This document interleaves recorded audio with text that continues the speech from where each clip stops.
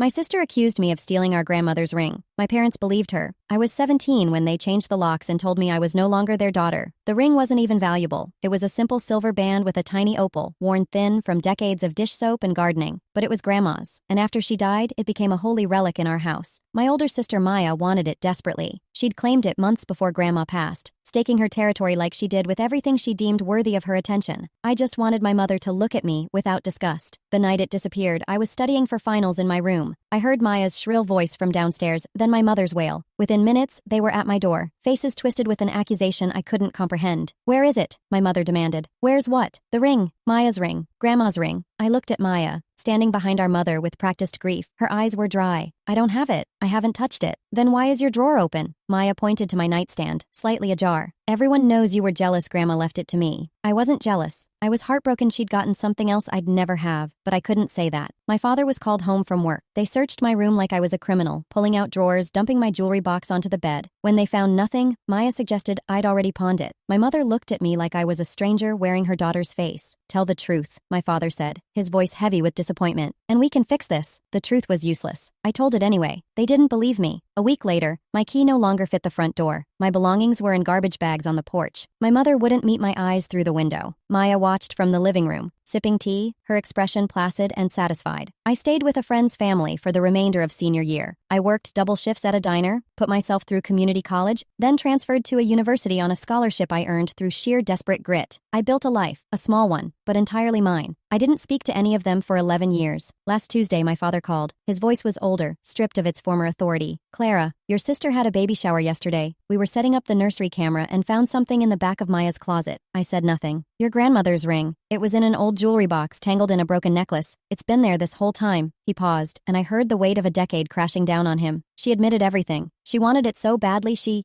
framed you. We never even asked for proof. We just chose." I waited. "We were wrong," he whispered. "I'm so sorry. Your mother can barely get out of bed. We destroyed our own child because it was easier than seeing the truth about the other one. Can you ever forgive us?" I thought about the 17-year-old girl standing on that porch, watching her home become a place she was no longer welcome. I thought about the years of silence, the holidays spent alone, the hollow ache of being deemed disposable by the people who should have protected her. "I forgave you years ago," I said. "For my own sake, not yours. But being forgiven and being your daughter again are two different things." "Clara, please." "Maya gets the ring. She always wanted it. I hope it was worth the price of a sister." I hung up. The silence in my apartment was peaceful, not oppressive. My husband came in from the other room, saw my face, and simply held me. The ring was never the point. It was about being worth believing in. They failed that test 11 years ago, and some doors, once locked, stay locked forever. I don't need their apology. I need them to live with the weight of what they did.